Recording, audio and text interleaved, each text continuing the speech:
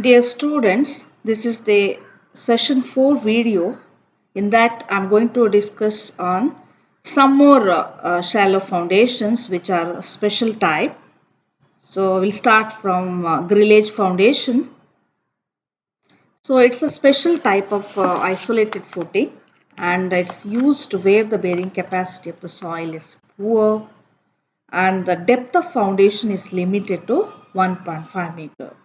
The load is spread to very large area by means of two or more tires of rolled steel joist, and the tires are embedded in a cement concrete to keep the joist in a position and to prevent the corrosion. So this type of foundation is also constructed in a timber beams and planks. So this is the picture of the grillage foundation. You can see the plan. This is a section at AB, which shows here. This is called tire 1. This is called second tire. This is called first tire. This is a column. Okay, this is the concrete bed. Okay, you can see here.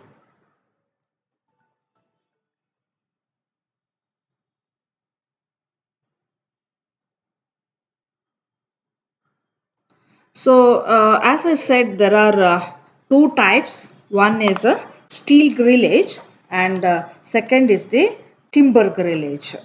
So, steel grillage foundation is constructed of steel beams, structurally known as rolled steel joist, provided in two or more tires. So, here you can see that. Okay.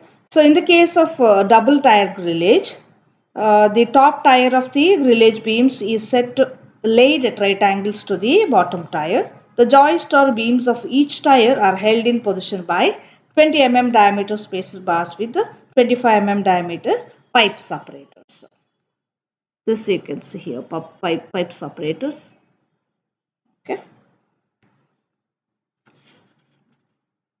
So the grillage beams are embedded in a concrete. Generally, the minimum clearance of 8 centimeter kept between the grillage beams so that concrete can be easily poured and properly compacted. So, in timber grillage foundation, it is provided for heavily loaded timber column or masonry wall.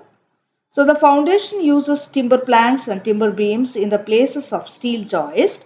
This foundation is specially useful in waterlogged areas where the bearing power of the soil is very low and where the steel beams may get corroded due to the subsoil water. So the loading on the soil is limited to 50 to 60 kilonewton per meter square here. So no concrete is embedded between the timber joist. However, the bottom concrete which is provided in the steel grillage foundation is replaced by a timber platform constructed of timber planks. So I did not put that figure here. You can refer any of the books on building materials and construction you can find. Please go through that. So this is regarding the two different types of grillage foundation. So next we'll move on to the raft or mat foundation. So a raft or mat foundation, it's a combined footing that covers the entire area beneath the structure and supports the all the columns and walls. So when the allowable soil pressure is low or the building loads are heavy, the use of spread footing would cover more than um, one half of the area, and it may be prone more economical to use mat or raft foundation. So compared to the isolated one, this is the better choice. So they are also used when the soil mass contains compressible lenses or the soil is sufficiently erratic so that the differential settlement would be difficult to control. So the mat or raft tends to bridge over the erratic deposits and eliminates the differential settlement. So raft foundation is also needed to reduce settlement on highly compressible soils by making the weight of the structure and raft approximately equal to the weight of the soil excavated. So this is the plan and elevations of the two different types of the rafter mat foundation. The first one is a flat plate type, and next is the uh, beam and slab type, and one more is the cellular one. Okay, that we'll see later. So here there is a plan and elevation. This is the plan of the all columns. Okay. So the common slab is there. It's called flat type. Here it's a beam type, beam and slab. There is the slab and the beam type structure under each columns here. This is the difference. Okay, this is represents this portion. Okay.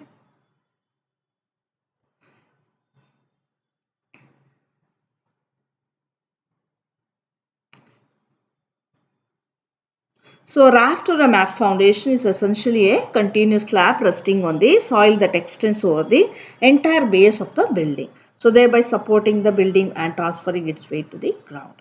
So a raft foundation is often it's used when the soil is weak and distribute the weight of the building over the entire area of the footing and does not over the smaller zones like in a individual footing or like in a individual points like in a pile foundations. It reduces the stress on the soil and it is good for the basement floor. Whenever you go for the basement floor, this is the ideal solution. You will have a strong and non-permeable ground, or I can say floor for the basement if you are constructing constructing these type of foundations. So foundation are created by excavating the soil in order to find strong, compact, uh, undisturbed natural soil that is at least a few feet below the ground level. So another type, cellular or cellular mat foundation. So it is termed as a box mat foundation. In the cellular mat foundation, the structures of boxes are formed and walls of every box act as a beams. So the walls are connected by slabs at the top and the bottom. This type of foundation is suitable for loose soil. So here you can see this shows the ground level. This shows the column positions through which the load is transferred, heavy loads. So that pass through this point, it acts like a column, and this will be heavy beams. So deep beams required to resist the larger bending moment, and removal of the overburden increases the say bearing capacity of the soffit of the raft. So here it is void. So hence there will be a less load of the because of the type of structure it is. So it's like a slab and beam type actually. So this is the slab and this is the beam, I can say. This is the combinations of these two structural elements.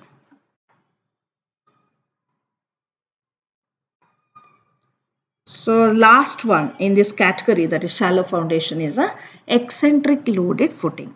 So the footings are so designed and proportioned that the CG of the superimposed load coincide with the CG of the base area, so that the footing is subjected to concentric loading resulting in a uniform bearing pressure. So this is a usual practice. However, in some cases it may not be possible to do so. For example, if the wall or a column under construction is near some other property, it will not be possible to spread the footing on both sides of the wall or a column. So in that situation, so we need to go for eccentric loading.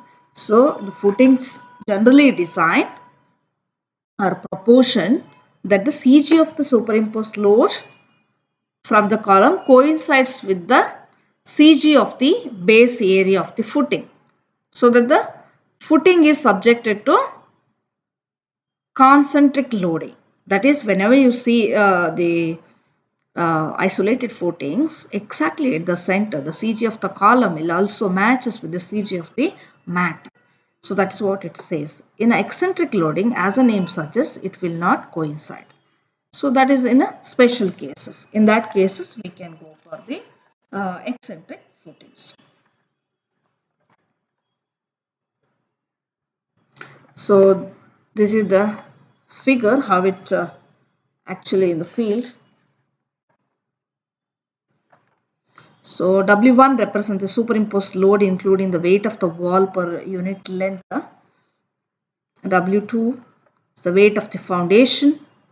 W is the resultant load on the base, resultant of these two.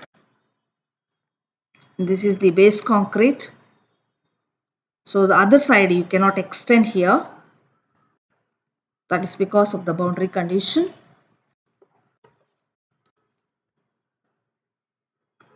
So the loading is something like this. The pressure distribution below the footing is something like this. On this side it is higher, then it reaches this and it is very less. That's called Q1 and Q2 represents the pressure. Okay. So this is how the eccentric footings are made or are constructed.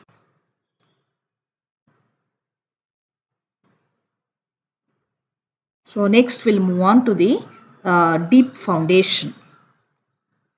Shallow foundations we have already discussed. There are many types we have discussed.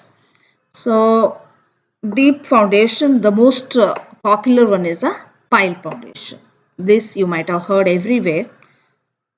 So this is the deep foundation where the loads are taken to a low level by means of vertical members which may be of timber, concrete or steel.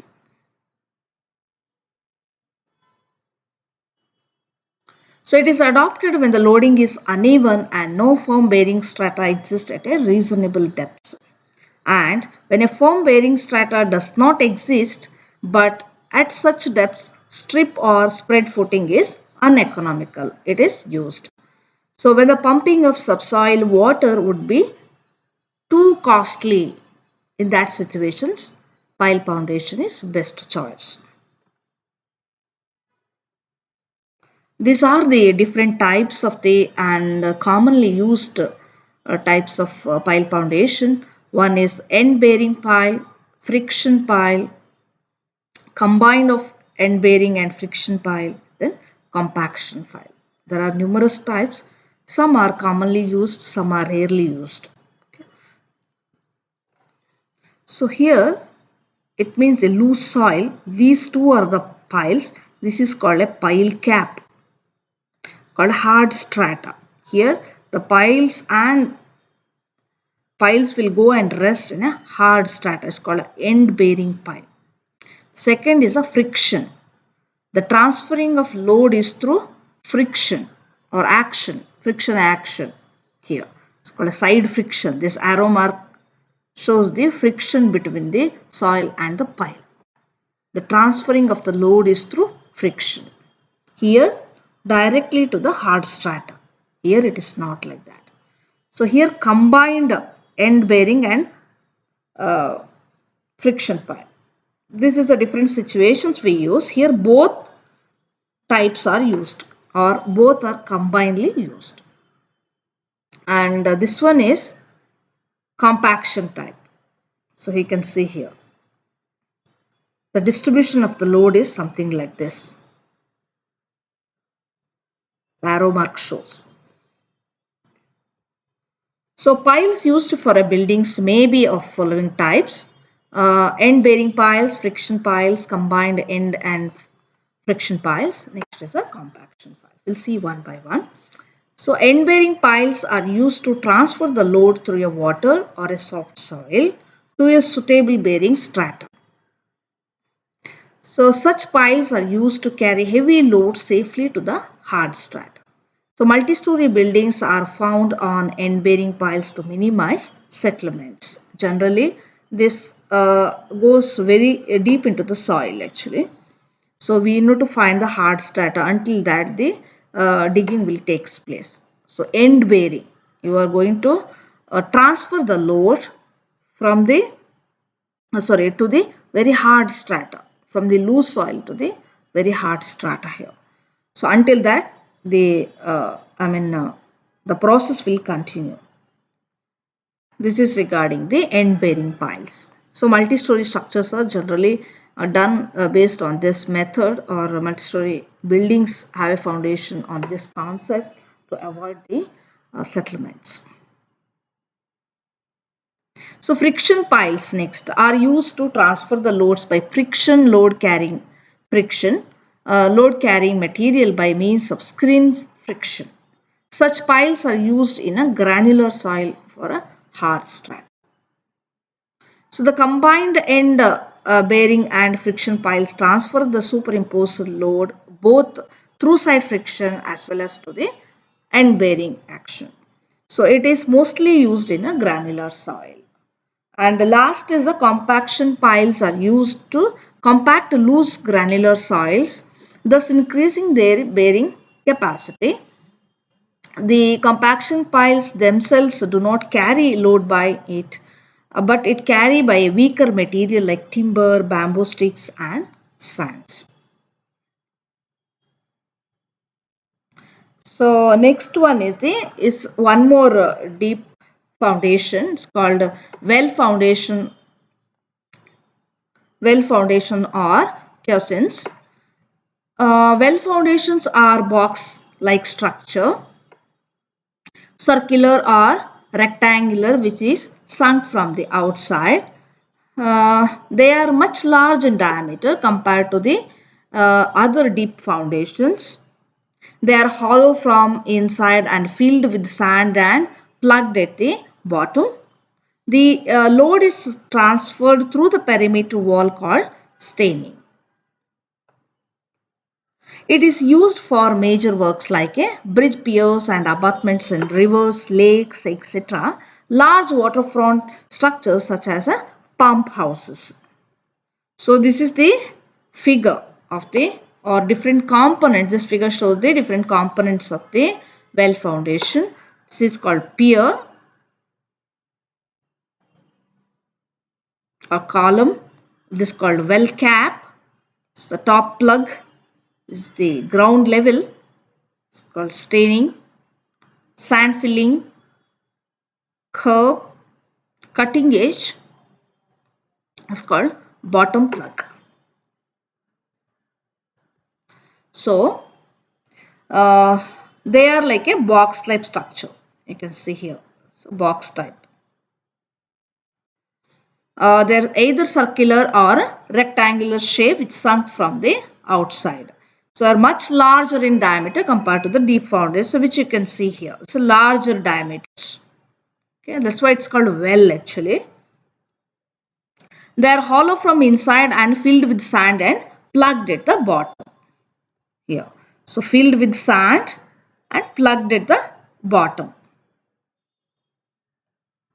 So to drive these walls, there is a cutting edge called. So through it has two cutting edges here. So the load is transferred through perimeter wall called steining. It is used for major works like bridge piers and abutments in rivers, lakes, etc. Large waterfront structures such as pump houses. You might have seen those structures are constructed very close to the river or sometime inside that river also. So in that places these type of foundations will be preferred. And the last one is a coffer dams. This you might have heard earlier. These are actually a temporary structures. Okay, it's a structure that retains water and soil that allows the sorry, it retains the water in the soil that allows the enclosed area to be pumped out and excavated dry. So cofferdams are commonly used for construction of bridge piers and other support structures built within a water. So that's main. This is especially constructed within a water. So these cofferdams are usually welded steel structures with components consisting of sheet piles, um, welds and cross braces. Such structures are usually dismantled after the construction work is complete.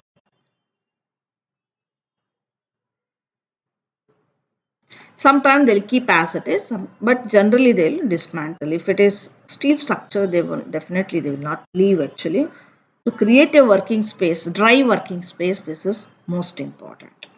Okay, there are three types of cofferdams. One is called braced cofferdams. They are form a single wall of sheet piles that is driven into the ground and to form a box around the excavation. It's called braced cofferdams. They are formed from a single wall of sheet piles that is driven into the ground to form a box around the excavation. So here I am just giving the view of the cofferdams, one of the cofferdams here. This is called a cofferdam. So it's made up of, I think, wooden. So here you can work. So next is a cellular cofferdams. Cellular cofferdams are used only in those circumstances where the excavation size precludes the use of cross excavation bracing. Different types. And the last one is a double wall sheet pile cofferdams. They are sufficiently comprising of two parallel rows of sheet piles. So single wall we have seen, similar with double walled it is. So they are the cofferdams comprised of two parallel rows of sheet piles driven into the ground and connected together by a system of tie rods at one or more levels because it's for a higher depth.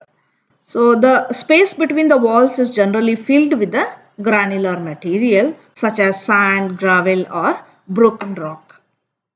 These are filled, but it is a double wall one. In a single wall type, it's a single wall, like they are formed from a single wall of sheet piles and they are driven to the ground to form a box around the excavation. So these are the three different types of the cofferdams. So through this figure, you can get the idea of how it is done in the water body actually.